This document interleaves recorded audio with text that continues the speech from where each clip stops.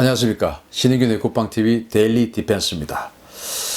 좀 우려스러운 이야기 한번 하겠습니다. 미국 정보기관의 최고 수장들 이구동성으로 북한 핵 포기 안 한다 라고 이야기한다는 겁니다. 미국의 정보기관, 우리가 알고 있는 DNI, CIA 여러 기관들이 있죠. 자, 회담을 앞둔 미국과 북한, 시종일관 지금 화기애애 보입니다. 북한의 김정은은 이렇게 이야기를 하죠. 트럼프 대통령의 긍정적인 사고방식을 믿고 인내심과 선의의 감정을 가지고 기다릴 것이다. 조미 두 나라가 함께 도달할 목표를 향해 한 발 한 발 함께 나아갈 것이다 라고 북한은 이야기하고 있습니다. 또 트럼프 대통령은 또 이렇게 이야기를 하죠. 김정은의 특사, 김영철이죠. 김영철과 매우 좋은 만남을 가졌다. 양측이 많은 진전을 이뤘으며 정상회담 개최 국가가 곧 발표될 것이다. 이렇게 이야기를 했습니다. 정상회담 아주 곧 될 것 같고 지금 그 현장 그 답사를 하러 가 있다라는 거 아니겠습니까? 베트남에 하노이가 될지 다낭이 될지 또는 호치민이 될지 모르겠지만 거의 베트남으로 굳어지는 것이 정설이에요. 그리고 2월 말경에 제2차 미북 정상회담이 열릴 것 같습니다. 그리고 스웨덴에서 있었던 비건 미 국무부 대북 특별대표 그리고 최선희 외무성 부상이 스웨덴에서 합숙을 하면서 여러 가지 실무적인 안을 도출을 했다고 하는데 분위기가 상당히 괜찮아 보여요. 그리고 비건 특별대표의 아닌데 지금 한국과 일본, EU 이런 나라들이 돈을 좀 이렇게 걷어가지고 북한을 도와주는 인센티브 그런 계좌도 만들자 이런 아이디어도 나오고 있다고 합니다. 어쨌든 지금 많은 진전이 이루어져 가고 있는데 그것이 마냥 우리에게 이로운 일이냐? 아니라는 겁니다. 바로 미국의 정보기관 수장들이 트럼프 대통령에게 빨간 불을 지금 날리고 있습니다. 뭐냐? 댄 코츠 국가정보국장입니다. DNI. 이 국가정보국장은 CIA나 미 국방부의 그 국방정보국 그리고 FBI 이런 거의 모든 정보기관의 정보를 통괄합니다. 그래서 이 댄 코츠 국가정보국장은 미국에서 가장 많은 정보를 가지고 있는 정보의 총본산이에요. 이 사람이 뭐라고 이야기했냐? 이렇게 이야기했습니다. 북한이 대량 살상 무기 역량을 유지할 방법을 찾고 있으며 핵무기와 생산 역량을 완전히 포기할 것으로는 보지 않는다. 북한 지도자들은 궁극적으로 핵무기를 정권 생존의 핵심으로 인식하고 있다. DNI의 즉 국가정보국이죠. DNI의 판단은 북한 내 활동을 관찰해온 정보가 뒷받칩니다. 즉 이런 정보들은 즉 북한이 핵무기를 또 대량 살상무기를 폐기하지 않을 것이라고 정보 분석하고 판단한 그 근거는 그동안 북한 내 활동을 관찰해온 정보가 뒷받침이 된 것이지 그냥 예측 일반적인 견해는 아니다. 정보를 가지고 그 정보를 바탕으로 결론을 내린 것이다 이겁니다. 그 다음에 지나 헤스펠 CIA 국장이죠. 이 CIA 국장은 뭐라고 이야기하느냐? 북한은 핵무장 그리고 장거리 미사일 개발에 전념하고 있고 이것은 미국의 직접적인 위협이다. 북한이 미국과 대화하는 것은 긍정적이나 우리의 궁극적인 목표는 북한의 핵 미사일 프로그램을 완전히 공개하고 해체를 통한 위협을 감수하는 것이다. 이렇게 이야기를 했죠. 또 북한은 일부 핵시설을 복구 가능한 방식으로 폐기했으며 그들이 WMD 및 운반체계 완전 포기 가능성은 작다. 이렇게 지나 에스펠 CIA 국장은 이렇게 이야기를 했습니다. 자, 여기 한번 보십시오. 북한이 영변 핵시설 폐기하고 또 동창리 미사일 시험장 폐기하고 이런 이야기 좀 막 하고 있죠. 그런데 이런 것들을 복구 가능한 방식으로 폐기했다라는 게 CIA의 정보 분석 판단입니다. 언제든지 복구할 수 있다. 마음만 먹으면. 그래서 영구 폐기가 아니다 이겁니다. 이게 CIA의 판단이에요. 그리고 북한의 핵무장과 장거리 미사일들은 미국의 직접적인 위협이 되고 있다. 그렇게 해서 그 댄코츠 국가정보국장과 지나 에스펠 CIA 국장의 공통적인 견해는 북한은 핵포기 안 한다 라는 겁니다. 그리고 지금까지 핵포기 또 핵시설 폐기한 것도 다 쇼다. 언제든지 복구할 수 있다. 이게 미국 최고 정보 수장들의 공통적인 견해입니다. 이거 상당히 위험한 것이죠. 자, 뭐 어떤 근거로 이제 이 사람들이 그렇게 했냐? 뭐 언론에 보도된 것만 봐도 영변의 핵시설이 대규모로 확장되고 있는 것이 상업용 위성사진에 이렇게 찍히고 있습니다. 영변 핵시설. 영변은 북한의 핵 관련한 최고의 핵시설 단지가 집합되어 있는 곳이 영변 핵시설이죠. 제가 이제 군사적으로 뭐 북한의 방공망 이런 것도 분석하고 하는데, 북한의 방공망, 즉 지대공 미사일 기지들은 휴전선 지역에 쫙 깔려 있습니다. 한 두 겹, 세 겹으로 중첩적으로 해서 휴전선 지역에 쫙 깔려 있어요. 그리고 평양을 에워싸고 있습니다. 그리고 평양 북쪽에 또 영변을 에워싸고 있습니다. 그만큼 영변이 북한에게는 아주 중요한 핵 단지예요. 그게 이제 확장되고 있다. 확장되고 있다. 라는 게 계속 그 상업용 위성 사진에 노출이 되고 있고요. 그리고 평양 근처 강선에 비밀 핵시설이 있는데, 이게 영변 핵시설보다 영변의 우라늄 농축 시설보다 2배 이상의 크기다라고 이야기를 하는 겁니다. 미 국방정보국에서 그렇게 보고를 했죠. 영변 핵시설보다 강선이 2배다 이겁니다. 그리고 노동신문에 보면은 지속적으로 핵을 포기하는 것을 거부하는 그런 논평들이 노동신문에 지속적으로 나오고 있습니다. 즉, 김정은은 비핵화 안 한다 이겁니다.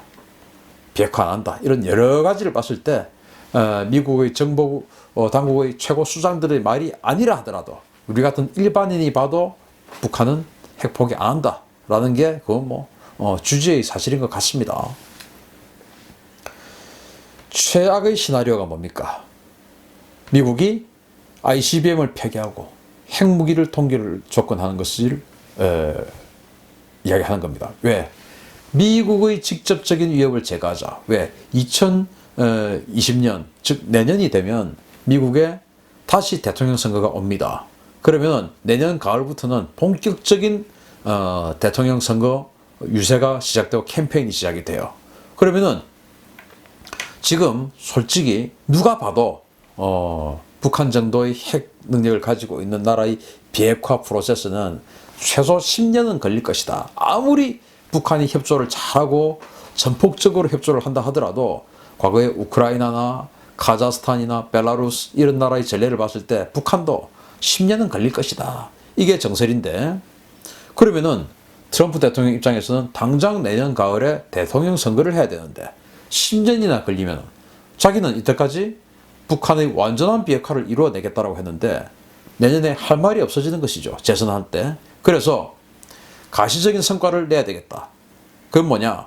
여태까지 말해왔던 CVID, 즉 완전하고 불가역적이고 검증 가능한 북한의 비핵화를 지금은 접고 미국에게 직접적으로 위협이 되고 있는 북한의 대륙간 탄도미사일인 ICBM, 그리고 그 ICBM에 탑재할 수 있는 핵무기를 더 이상 생산 안 하는 것, 이 정도에서 딜을 보면 대통령 선거할 때 이 정도는 내가 했지 않느냐. 그리고 지금부터 프로세스를 밟아가면은 앞으로는 이제 북한은 비핵화된다. 이런 자신의 홍보, 지적을 홍보할 수 있는 수단까지는 만들어내는 것이 트럼프 대통령의 목표일 수 있습니다. 이제는 이제 바뀐 것이죠. 자, 그러면 이제 김정은 어떻게 되냐? ICBM 알았어. ICBM 폐기 해주면 경제적 지원 해주겠다라고 하고 통장 만들어서 거기에다가 뭐 한 발 폐기하는데 얼마 주고 또 뭐 핵시설 영변 하나 또 폐기해주면 또 얼마 주고 이렇게 한다라고 하니까 해주자. 또 제일 좋은 거는 북한 입장에서 제일 좋은 거는 개성공단 열어주는 겁니다. 어마어마한 인건비가 들어오고 개성공단 한번 열면은 우리 기업들이 들어가기 때문에 또 다시 빼는 것이 상당히 힘들어요. 그러니까 뭐 캐시가 계속 들어오는 것이죠. 뭐 계속 뭐 미국에게 요구하다가 개성공단도 좀 열어줘 라고 하면 정말 북한 정권은 거의 뭐 탄탄대로를 갈 수도 있는 그런 상황에 가는 거죠. 그러면서 핵은 가지는 겁니다. 이렇게 됐을 때 우리는 어떤 위험성에 빠지냐? 미국을 공격할 수 있는 핵은 없앤다 하더라도 우리 대한민국을 공격할 수 있는 핵은 어떻게 됩니까? 그대로 남아있죠. 북한의 여러 가지 핵 무기 중에서 미사일들이 많이 있지 않습니까? 그 중에서 ICBM, 즉 화성 14, 화성 15 이런 것들은 미국만을 공격하는 무기예요. 최소 사정거리 때문에 우리나라를 공격할 수는 없습니다. 그런데 우리나라를 공격할 수 있는 핵 미사일들이 많죠. 뭡니까? 무수단 미사일, 노동 미사일, 사정거리 1300km, 그리고 사정거리 300에서부터 한 1000km까지 스커드 ER, 그래서 스커드 미사일, 이 계열들이 우리 대한민국을 공격할 수 있는 건데, 무수단 미사일의 이동식 발사대가 27대입니다. 노동 미사일 사정거리 1300km죠. 노동 미사일 이동식 발사대가 27대입니다. 스커드 미사일, 스커드 B, C, 스커드 ER 이렇게 해서 300에서 한 1000km까지 사정거리를 가진 스커드 미사일 U의 발사대가 36대입니다. 다 합하면 90대의 이동식 미사일 발사대가 우리 대한민국을 위협하기 위해서 그대로 남아있고, 여기에 탑재할 수 있는 미사일의 총량은 1000발 정도 됩니다.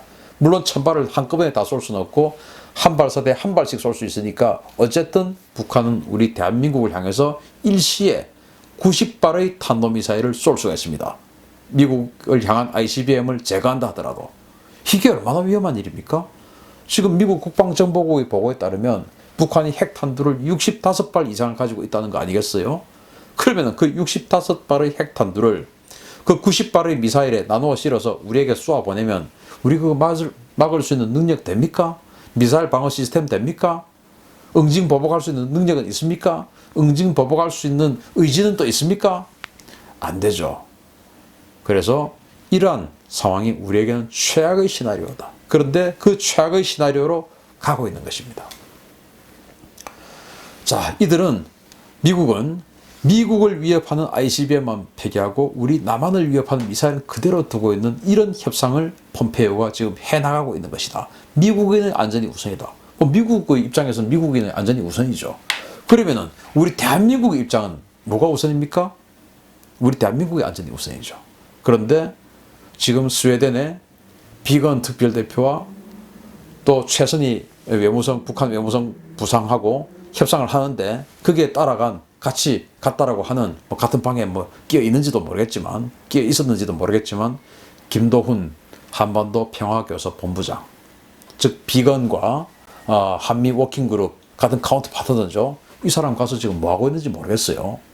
미국은 미국인의 안전이 우선이다 라고 하는 새로운 논리를 개발해가지고 트럼프 대통령의 재선에 활용하려고 지금 하고 있습니다. 그러면 우리는 어떻게 해야 됩니까? 우리는 우리의 생명을 걸고 미국인의 안전을 도와줘야 되는 것이 우리의 최우선 과제입니까? 아니죠. 우리 정부는 대한민국 국민의 안전, 그리고 대한민국의 안보가 최우선이 돼야죠. 그게 우리 정부 관리의 의무입니다. 그런데 지금 우리 정부는 뭐 하고 있죠? 다 필요 없고 빨리 그냥 회담하고 정상회담하고, 그리고 빨리 우리가 지금 준비해 놓은 돈 빨리 북한으로 보내가지고 남북관계 개선하고 이렇게 가자. 그냥 회담만 하자. 미사일, 우리 사이 좋으면 미사일 우리한테 안 쏠 거야. 이거 미사일 발사대 90발 있고 미사일 1000발 있어도 우리 이렇게 사이 좋은데 왜 쏴? 그냥 정상회담만 빨리 하자. 이겁니다, 이거. 그런데 2002년 제2연평해전, 2002년 6월 29일 한국과 터키가 월드컵 3, 4위전을 하는 그날 북한이 어떻게 했습니까? 우리 참수리 357 고석정을 기습 공격해서 한상국 중사, 윤영아, 소령 등 6명의 우리 대한민국 해군 장병들을 수장시켜버렸죠. 사이 좋을 때였습니다. 2002년도 김대중 정부 시절에 사이 안 좋았습니까? 사이 좋았습니다. 그런데도 그런 만행을 저질렀습니다. 그래서 북한이 지금 사이가 좋다 하더라도 우리가 결코 안심해서는 안 되고, 우리 관리들은 대한민국의 안보와 우리 국민의 안전을 위해서 활동해달라. 북한 정권의 생존과 오직 북한 정권의 생존과 안전만을 위해서 활동하는 것처럼 좀 비춰져서는 안 된다는 겁니다. 그런데 자꾸 제 눈에는 왜 그렇게 보이죠? 여러분들 눈에는 어떻게 보이십니까? 저는 자꾸 그렇게 보여요. 좀 우리 대한민국 국민을 위해서 활동하는 그런 그 협상이 됐으면 좋겠다. 미국이 지금 여러 사인이 북한은 핵포기 안 한다라는 거의 정설적인 사인이 나오고 있는 이 불안한 상황에서 대한민국 관리들 정신 차리고 우리 대한민국을 위해서 활동해 주십시오. 그렇게 하지 않는 관리들을, 정부를 우리 국민들은 반드시 지켜보면서 나중에 우리에게 힘이 주어졌을 때 그게 뭡니까? 참정권이죠. 표로서 심판해야 됩니다. 그게 바로 국민의 권리입니다. 그 권리를 반드시 집행해 나갑시다. 오늘 데일리 디펜스 여기서 마치겠습니다. 감사합니다.